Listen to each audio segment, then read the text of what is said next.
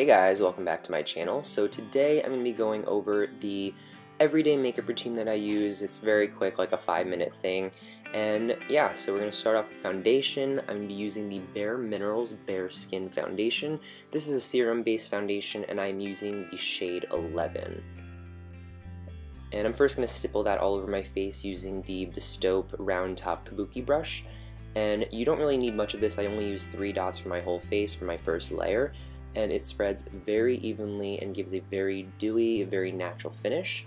But for a little more coverage, I am going in with a second layer, but for the second layer, I'm only using 1 drop.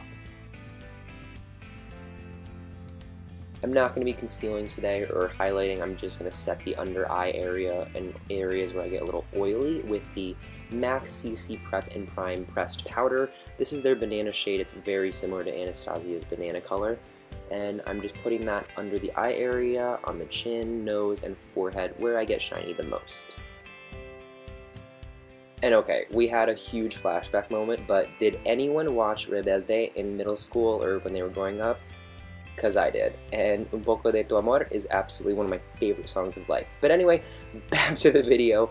To bronze up the skin, I'm going to be using the MAC Mineralize Skinfinish in the shade Medium Dark. This is one of their natural skin finishes, not one of the highlighter ones. And to very lightly contour, I'm using a Morphe angled brush, like a giant one, and then the shade Fawn from the Anastassia Beverly Hills Contour Kit. And I'm going to very, very lightly carve out the cheekbones. You guys know I naturally have very, very defined cheekbones, so I generally try to not contour them too heavily if I'm going for a natural look. But you know me, I love to contour, so I might have gone a little overboard with it. We're now going to shape the nose and do a really quick nose job. Using the Anastassia Beverly Hills powder in Banana and a Makeup Forever taupe eyeshadow. And I'm just running that down the sides of my nose, being sure to get it as straight as possible, and then also carving out the nostril area as well, just to change the shape and lift my nose a little bit more. And then, of course, highlighting down the center to bring the bridge forward. I decided that I did not look glowy and bronzed enough, so I'm going to be taking the Too Faced Chocolate Soleil bronzer, and this is a cocoa infused bronzer. It's beautiful, it blends seamlessly, and of course it smells like chocolate, so yeah, enough said.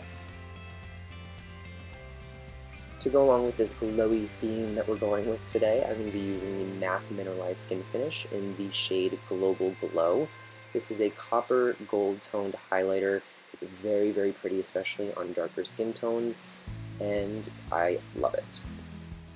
Now to add a brow highlight and just kind of add a little bit more light in places where I want light but not so much glitter, I'm using the Hourglass Ambient Lighting Powder in Luminous Light.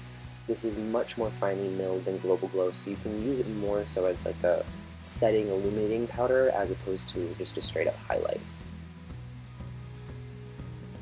Before filling my brows with the Sigma Brow Powder Duo in the shade Dark, I will brush through them with a spoolie and then just fill them in with one of the, I think this is a Morphe angled brush, I'm not sure. That's the problem with me painting every single ferrule of all my brushes rose gold. I never know what brush I'm using.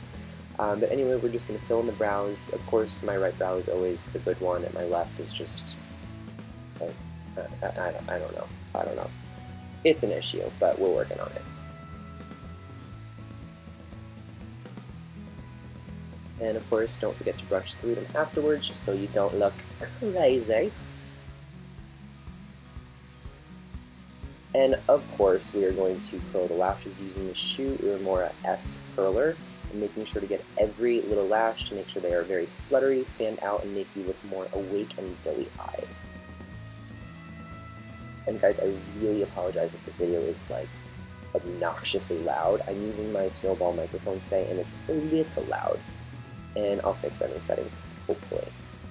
Now I'm going to do my mascara, and I'm using the Maybelline Great Lash. It's a clear brow gel, but I have tinted it black by just dipping it into another mascara a couple of times. And if you watched my eyeliner tip video, you guys know this is the perfect way to get the most separated natural lashes you possibly can. And if you've not seen that video, I will link it down below. And one thing to be mindful of this is it is a gel, so it will not dry very quickly. You can do lots and lots of coats without worrying about clumping, and do not brush them through right away. You want to let them dry a little bit. So I'm going to go through my upper waterline using the LORAC Pro front of the line liquid eyeliner, and I am running out of this, so I'm going to have to get a new one, but it is a amazingly fine tipped liner, and it does really stay on the waterline even though that's where you have your crying and tear ducts and everything like that. It still stays put. I do like to hold my lid up for a little bit just to let it dry before blinking, and I find that that helps it stay a little bit stronger. And now this is something that I have been starting more recently in my daily routine, and that is blush. As you guys know, I generally do not wear blush, even in my full-on face tutorial eye looks for you guys. I generally skip it, but I've been really loving this blush. This is Sincere from MAC. You've seen me use it before, but I specifically bought it to use as a crease transition shade, but I'm obsessed with it. It's beautiful. It's like a terracotta shade that looks great on tan skin tones.